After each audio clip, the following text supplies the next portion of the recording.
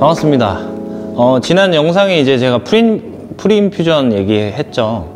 프리인퓨전을 아무래도 이 작은 영상 하나에 다 다루기란 사실 내용이 되게 방대하거든요. 근데 쉽게 좀 사용할 수 있는 포인트에 대해서 얘기를 해드려 보긴 한 건데, 인퓨전 결국에는 적시는 거잖아요.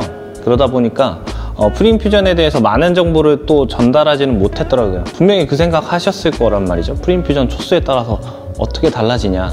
프리인퓨전을 조금 더 길게 가져갔을 때는 아마 두 가지 샷을 제가 비교해서 얘기를 해드렸을 거예요. 더 적셔졌을 때는 좀 더 빠른, 후반부에 더 빠른 추출이 일어날 수 있다. 빠른 추출이라는 게 물이 조금 더 원활하게 더 빠르게 지나간다는 얘기예요. 아무래도 물길들을 잘 만들어 놓고 압력이 가해지는 거나, 그렇지 않고 압력이 이제 이렇게 가해지면서 비집고 들어가면서 커피들이 이동하게 되면 아무래도 물이 적셔지면서 더 부풀게 되잖아요. 자연스럽게 부푼 게 짜그라들면서 부푸는 거랑 그냥 스무스하게 부풀어서 물길이 생기는 거랑의 차이라고 보시면 되는데, 어쨌든 프리인퓨전이 길어지면 핸드드립을 이렇게 뜸을 오래 들여서 추출한 거랑 비슷한 결과물이 나오게 됩니다. 어떻게 보면 좀 생기 없는 커피, 좀 밋밋한 커피로 바뀌게 될 수도 있어요. 그렇다 보니까 프리인퓨전을 너무 과하게 사용하면 오히려 더 안 좋습니다. 이 커피에서 느낄 수 있는 그런 맛과 향들을 좀 더 명확하게 더 느끼고 싶다라고 하면 오히려 프리인퓨전을 더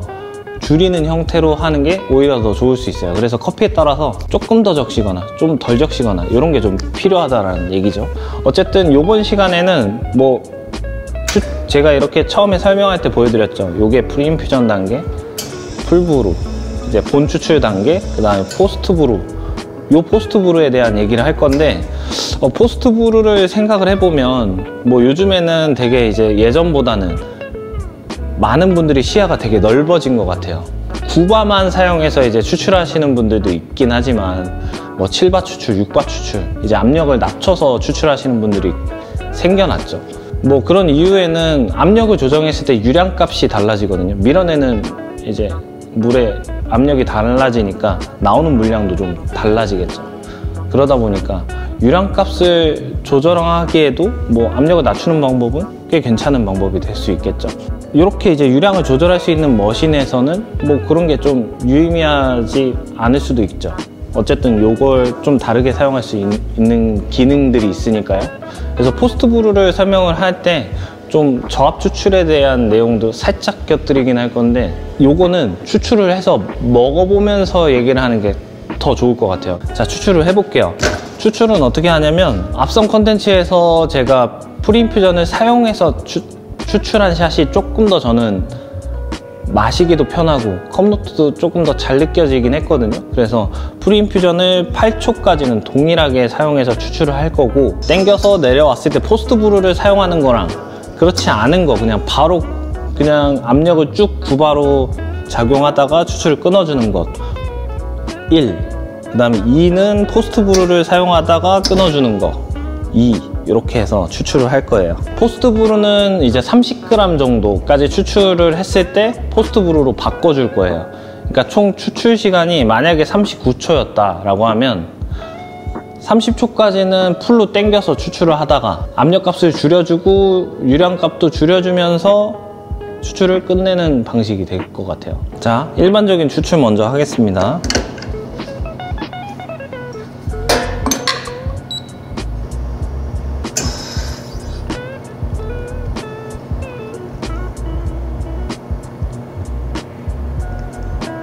지금까지는 굉장히 좀 안정적인 추출이 되고 있고요. 30초 됐을 때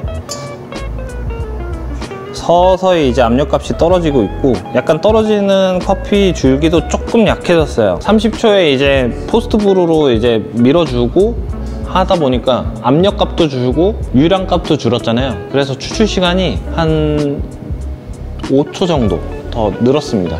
자, 넓은 잔으로 옮겨 놓고,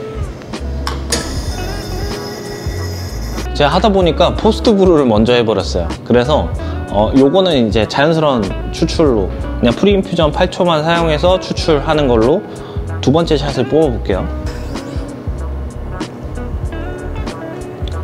자, 요거는 이제 프리인퓨전만 사용해서 추출하는 겁니다.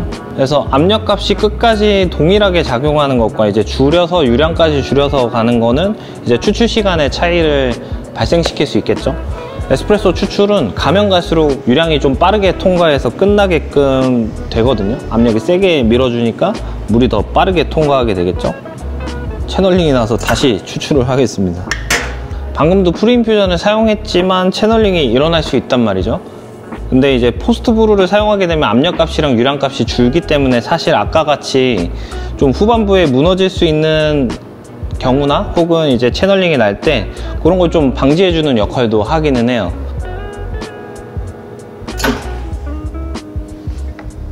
자, 추출 시간은 5초 정도 차이가 났고요. 아까 후반부에 이제 압력 관련한 얘기를 했죠. 아무래도 센 압력이 작용하다 보니까 아까 샷이 터졌단 말이죠. 추출이 잘 되고 있다가 센 압력으로 물량을 쭉 밀어내기 때문에 사실 후반부에 더 그런 현상이 발생될 확률이 많아지게 되는데, 포스트 브루를 사용하게 되면 유량과 압력이 줄어들기 때문에 조금 더 샷이 안정적으로 뽑혀져서 나오게 되는 겁니다. 대신에 추출 시간이 조금 더 길어졌죠. 그러면은 일반적인 추출한 것부터 먼저 먹어볼게요. 프리인퓨전을 사용해서 이제 추출한 샷은 이전 이제 프리인퓨전 설명할 때도 먹어봤었긴 하지만 되게 편안하고 부드럽습니다. 자, 요거는 이제 포스트 브루 사용해서 추출한 거거든요.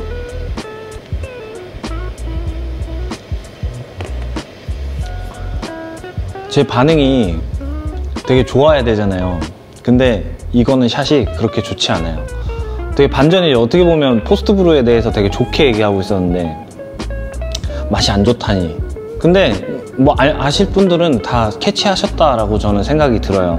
뭐냐라고 하면 요렇게 추출하는 거에 타겟이 맞춰져 있거든요. 이게 무슨 얘기냐면 추출이 압력을 빠르게 밀어서 많은 유량으로 빠른 시간 내에 끝나줘야 적정 추출이 되는 건데, 방금 이 포스트 브루를 사용한 거는 추출 시간이 5초 더 길어졌잖아요. 그러면 더 긴 시간 동안 추출을 해낸 거죠. 근데 적정 범위에서 그러면 시간이 길어졌으니까 넘어갔겠죠. 과다 추출이 된 겁니다. 그래서 포스트 브루 기능을 이 세팅에서 사용하려면 분쇄를 조금 더 조정을 해주거나 물 온도를 더 낮춰줘야 되는 거죠. 그래서 포스트 브루를 사용하게 되면 뭔가 안 좋은 맛들을 많이 걷어낼 수 있을 거다라는 생각이 드신 분들도 있을 텐데, 그건 커피에 따라서 좀 다릅니다. 이렇게 다크 로스팅 된 커피 같은 경우는 포스트 브루를 사용하게 되면 오히려 좀 더 안 좋은 맛이 나올 수 있기 때문에 거기에 따른 좀 세팅 값에 변화를 줘야 된다는 얘기죠. 만약에 여기 세팅에서 이 포스트 브루를 사용해서 좀 알맞은 추출을 해내려면 좀 추출이 덜 일어나게끔 바꿔줘야겠죠. 추출 시간이 더 길어졌으니까요. 만약에 라이트 로스팅 된 커피를 추출한다 라고 했을 때에는 오히려 더 이 포스트 브루가 더 빛을 발할 겁니다. 성분들을 더 끌어내는 형태가 되니까요. 어떻게 보면 불완전한 추출이 일어날 거를 좀 더 안정적이게 잡아줄 수 있는 건 라이트 로스팅이 더 필요하단 말이죠. 그래서 라이트 로스팅에는 이 포스트 브루가 굉장히 좋은 기능을 할 거고, 오히려 다크 로스팅에는 더 좋은 기능을 발휘하려면 좀 세팅을 좀 바꿔줘야 된다. 이렇게 좀 정리를 해볼 수가 있을 것 같아요.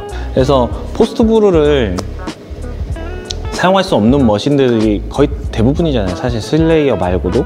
그래서 다른 머신들 사용하는 사람들한테는 사실 이게 뭐 적용 가능한 부분이냐 이렇게 생각을 하실 수가 있는데, 그나마 간접적으로 이제 사용할 수 있는 게 바로 처음에 도입 부분에서 얘기했던 저압 추출이에요. 사실 저압이라고 보기도 좀 애매하긴 한데 7바나 6바 추출 같은 경우는 좀 더 샷을 안정적으로 추출할 수 있는 방법이 됩니다. 9바 같은 경우는 임팩트 있게 쫙 짜내듯이 추출할 수 있기는 한데, 단점이 이렇게 추출하다 보면 불안정성이 발생될 수 있잖아요. 뭐 담는 과정이라든지, 혹은 이제 담는 과정이 초반 추출에는 안정적이었다가 이제 후반부에 갑자기 막 샷이 막 터져서 막 이렇게 쏘는 현상이 생길 수 있죠. 채널링. 근데 그런 부분이 생기는 게 사실 유량과 압력 때문이거든요. 그래서 조금 더 프리인퓨전에 가까운 기능도 사용하면서 포스트 인퓨전에 가까운 기능을 동시에 사용할 수 있는 게 바로 이 저압 추출이 되는 겁니다. 아마 저압 추출 많이 들어보셨을 거예요. 저압 추출이라는 게 사실 그렇게 낮은 압력으로 추출하는 게 아니라 6바에서 7바 정도로만 바꿔서 추출하면 요 앞서서 하는 프리인퓨전의 단계를 살짝 사용할 수 있고, 그 다음에 추출 후반부에도 이렇게 포스트 인퓨전처럼 좀 스무스하게 좀 추출 시간 좀 적정하게 확보해 가면서 샷이 무너지지 않게끔 추출할 수 있는 아주 좋은 방법이 됩니다. 포스트 브루를 좀 간접적으로 체험하시고 싶으신 분들은 머신의 압력값을 6바나 7바로 조정해서 세팅값으로 가져간 다음에 추출을 해보시는 걸 권장드립니다. 추출이 안 되는 거 아니에요? 이렇게 생각하실 수 있는데 6바나 7바도 압력값이 꽤나 높거든요. 그리고 높은 물온도로 추출을 하잖아요. 그래서 여러분들이 원하는 그런 임팩트 있는 커피가 빡 나오진 않아도 그래도 되게 먹었을 때 풍부한 느낌의 커피가 추출이 될 수 있을 겁니다. 이렇게 이제 포스트 브루는 활용할 수 있는 방법. 다크 로스팅에는 조금 비추천이고, 라이트 로스팅에는 포스트 브루를 잘 사용해 볼 수 있다. 그 다음에 저압 추출도 사실 다크 로스트보다는 라이트 로스트에 조금 더 특화되게, 가정용 에스프레소 머신에는 특히나 조금 더 안정적으로 착용할 수 있을 것 같거든요. 그래서 한번 꼭 해보시는 거 추천드리겠습니다. 자, 다음 컨텐츠 같은 경우도 뭐 사실 다시 돌아가서 그라인더 리뷰가 될 것 같습니다. 아마 제가 이 영상을 찍고 난 다음이면 이제 산지를 갔다 와서 꽤나 시간이 지나 있을 거긴 하거든요. K6, 다음 그라인더는 K6입니다. 요 유저분들이 사실 더 많으실 것 같은데 제가 잘 준비해서 돌아오도록 하겠습니다. 시청해 주셔서 감사합니다. 지금까지 용채미였습니다. 감사합니다.